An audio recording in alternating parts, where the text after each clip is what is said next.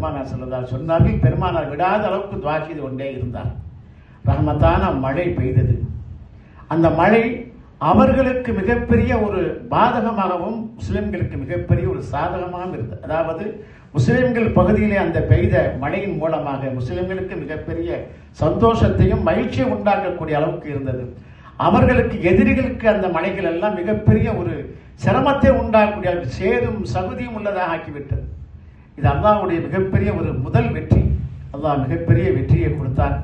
அந்த நேரத்திலே போர் முழங்கக்கூடிய நேரத்திலே அபூஜஹல் வந்து கொண்டிருக்கிறான். அபூஜஹல் வீரத்தோடு கர்ஜித்துக் கொண்டு வந்து கொண்டிருக்கிறான்.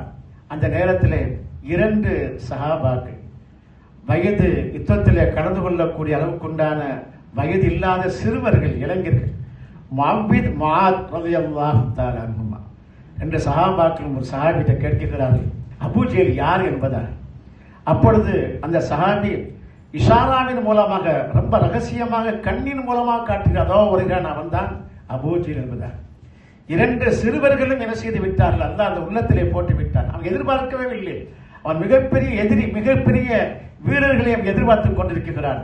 பெருமையோட நிலையிலே வந்து கொண்டிருக்கிறான்.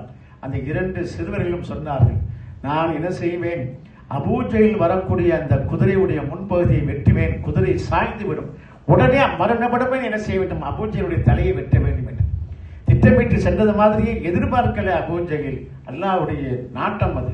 அதே மாதிரி செய்தார்கள். சரிந்து விட்டான், தலையை வெட்டி விட்டார்கள். முஅவ்வித் முஆத் ரலியல்லாஹு தஆலா அன்ஹுமா.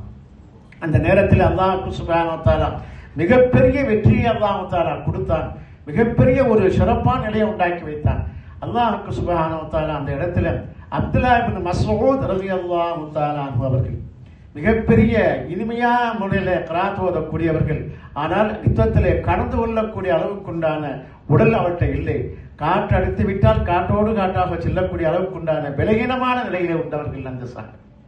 அவர்கள் ஆசைப்பட்டார்கள். அந்த நேரத்தில் அல்லாஹ் சுப்ஹானஹு வ தஆலா பெருமானாருக்கு சொன்னான், அப்துல்லாஹ் இப்னு மஸ்ஊத் ரலியல்லாஹுடைய கையிலே என்ன செய்தார்கள், வாளை கொடுத்து அபூஜஹலுடைய தலையை வெட்டி கொண்டு வாங்க. குற்றுயிராக இருந்து கொண்டிருக்கிறான் அவன் அபூஜஹல். அந்த நேரத்தில் அப்துல்லாஹ் இப்னு மஸ்ஊத் ரலியல்லாஹு தஆலா பார்க்கிறான். பார்த்த உடனே அவன் அங்கிருந்து அபூஜஹல் பார்க்கிறான். அதாவது ஒரு மிகப்பெரிய வீரர் அல்ல அப்துல்லாஹ் இப்னு மஸ்ஊத் ரலியல்லாஹு தஆலா.